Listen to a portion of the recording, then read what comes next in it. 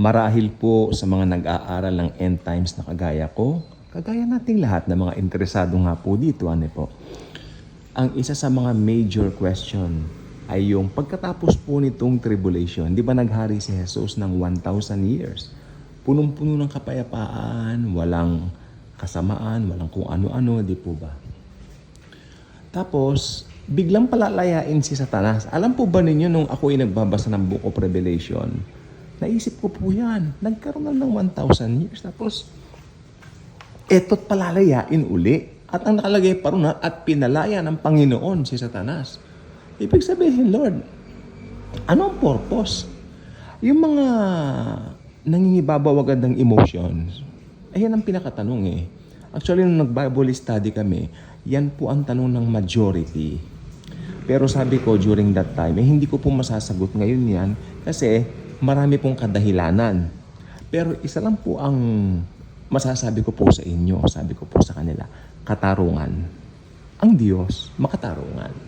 O paliwanag ko po sa inyo, makinig po tayo mabuti. Nang tayo po ay maborn again, paano tayo na born again? We, heard the gospel, right? Being preached. Ako, the gospel was shared to me by 2 pastors and 1 brother. I will never ever forget them. Mahal ko po sila. Basta ang ginawa lang po nila, nasa kantin kami, they shared me the gospel. Ayun, pero hindi po agad tumanim eh. Pero ilang panahon bago tumanim. 'Di ba? Pero nung tumanim na po sa akin yung gospel, ano nangyari? Naniwala ako kay Jesus. At saka aminin ko po, isa sa motibo ko, natatakot ako sa impyerno.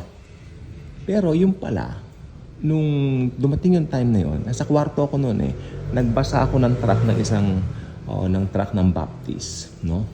Pero maliban doon, nataniman na ako nung 2 pastor at saka isang brother natin sa Lord. Okay? Mga young pastors po to, mga 20 plus pastors lang. Ako bata pa ako noon. Pero nung tumubo na sa akin yon, ang pinakadahilan ko, takot ako sa hell.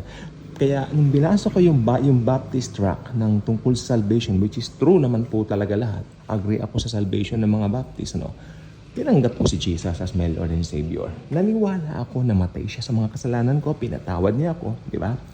Ayun. So nagdesisyon ako sa Panginoon. I accepted Him as my Lord and Savior by believing in His finished work on the cross. Amen. Ngayon, balik tayo sa topic natin. Ang sabi ng John 1:12, sino man tatanggap sa Kanya, referring to the Lord Jesus Christ, of course, magkakaroon ng buhay na walang hanggan at gagawing anak ng Diyos. Binigyan ng karapatang maging anak ng Diyos, sabi ng mas malalim na salin. Okay. So, yun po ang ibig ko sabihin. Katarungan. Amen? So, tayo, nagdesisyon tayo, hindi tayo parang robot. Hinintay ng Panginoon yung decision natin na tanggapin natin yung libreng alok niya na kaligtasan. Libreng regalo. Hinintay niya mag-respond tayo. Pero alam niyo po ba, maski ang pag-respond natin na yan, galing pa rin sa Diyos, kasi patay nga po tayo eh. Siya po ang nag-lead pa rin sa atin para mag-responde tayo. Okay? Hindi po totoo yung parang meron ng espiritu sa loob mo. Patay ka nga, wala kang espiritu. Pero merong leading ang Diyos na makakilala ka sa Kanya. Siya pa rin ang gumawa nun. Yan ang aking paniwala kasi I believe sa predestination. Amen. So ayan pang gusto kong sabihin. Hindi tayo ginawang robot ni Lord Jesus. Balik tayo doon sa major question natin kanina. Itong si Satanas ngayon, ba't pakakawalan? Pagkatapos ng, anong oras na ba? Okay. Pagkatapos ng, millennial reign ni Jesus. Perfect peace on earth. Okay. Alam niyo, during the millennial reign, meron pong mga glorified body. Tayo po yon. At meron din po mga mortal bodies during that time. Ito yung mga nakasurvive, tandaan nyo, sa tribulation. Kasi pagkatapos ng tribulation, pumasok na rin sila sa millennial reign. Di ba dumating si Jesus? Yun po yung mga Hudyong yan, pumasok sa millennial reign. At sa loob ng 1,000 taon, naging palaanakin uli. Dumami ng dumami ang mga tao sa buong mundo uli. during the millennial reign. Pero walang kasalanan nun. Walang kasalanan. Ang kasalanan nun talagang, ibig sabihin nun talagang walang panlilindang ang diablo, tahimik. Pero, sabi ng Biblia, pagkatapos ng 1,000 years, pinakawalan si Satan. Ito, makinig mo mabuti. Importante po to. Pagkatapos ng 1,000 years, pinakawalan uli si Satanas. Pero sabi ng Biblia, para makapanlin lang kahit sandali lang. Kahit sa sumandaling oras laang. Tapos, nung nakawala po si Satanas, nanlin lang ngayon siya ng mga tao. Tandaan nyo, tayo po mga glorified bodies na. Hindi na po tayo sakop noon, no? Glorified bodies po tayo. Saved tayo forever. We are the bride of the Lord Jesus Christ. Amen for that. Hallelujah, Jesus. Thank you. Tapos, yung mga tao na mga tinatawag na mga mortal bodies na naging palaanakin, madami yan. Ang nakakalungkot nito is this. Sabi ng Biblia, yung mga nalin lang ni Satan, sing dami pa rin ng buhangin sa dagat. Marami pa rin.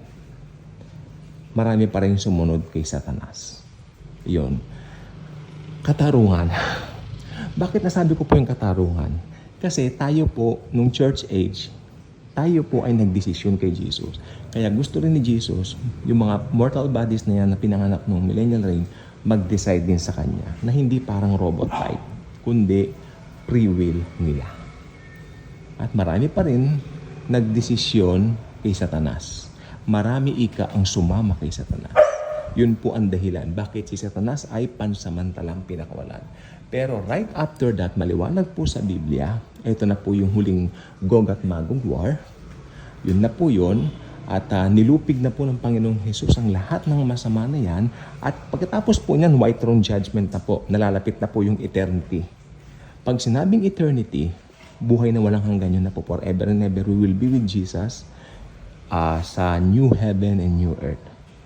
And I believe yung new heaven and new earth na yan, I don't think na dito yan. Ewan ko, somewhere yan. Siguro sa third heaven pa rin yan. I don't know. Pero yan po ay hindi na po dito. Kasi natapos na po ang mundong to ginuno na during that time. Yun po ang alam niyo yung part na yan, yung pakakawalan sa Satanas ng huling pagkakataon na yan, yung sumandaling pinakawalan siya na bibilan ng oras niya. Kasi right after that, malinlang niya yung mga pinanganak sa millennial reign ni Jesus Christ, yung millennial reign, yung millennium, no? Pag nalinlang niya mga yan, sandali na lang siya eh. Pagkatapos yan, lulupigin na siya forever. Itatapon na po siya. Sa Bible po yan, itatapon na po siya doon sa asupre kung saan tinapon yung bulang propeta at antikristo. Okay? So, reunion nila yan. Magre-reunion po sila doon forever and ever. May tatanong po ko sa inyo. Napansin niyo po yung antikristo at saka yung false prophet nandoon pa rin after 1,000 years na pinahihirapan doon sa kumukulong asupre na yan. Nandun sila sa Gehenna. No? Kasi, during that time, after 1,000 years, tinapon doon si Satanas at lahat ng mga unbelievers na binigyan uli ng laman, na binuhay sila at binigyan uli ng laman at buto. Parang katawan na ganito, tangible. At itinapon sila doon sa dagat-dagatang apoy. Ito yung mga unbelievers, ito yung mga nag-reject sa gospel of Jesus, ito yung mga religious na pag nag-share tayo ng gospel, ayaw makinig dahil may rehilyon daw sila, nakakandado pa raw. Ilang beses po ako napahiya sa ganyan. Pero Lord, sabi ko, I know the truth, that's why I'm sharing them the truth. And yet they don't want the truth, that's why they rejected the truth. But I'm still praying for them, Lord, kako. Until such time, 2022, I heard na pumano na po yung isang sineshare namin ng gospel na matigas ang puso. May rehilyon ako, nakakandado ako, at mas naniniwala siya sa reyna ng langit kaysa kay Jesus. Lumalapit daw siya sa reyna ng langit, sabi niya sa kanya. Hindi, wow. Hindi niyo ba alam yung reyna ng langit nasa Jeremiah? Inoopera niya ng mga pagano. Di ba? So, OMG for that. So lonely for that. Wala tayong magagawa. Binulag sila ng kamalian ng matandang rehilyon. Pero, alam nyo, si Satanas, after pakawalan doon, tatapon na po doon sa Gehenna Hell, kasama si false prophet at si Antichrist. Along with those, ayan, mas sinasabi ko, yung mga may rehilyon ako, mababait kami, good works namin. Tapos may isa pa nagsabi, yan, yung namatay na yan, mabait yan. Talagang narinig ko po ito, ha. Siguro parang idolo niya ito. Yan, sabi niya, parang idol nila itong namatay na ito eh. Para sabi niya, taas noo siyang haharap sa Diyos kasi siya ay mabuting tao.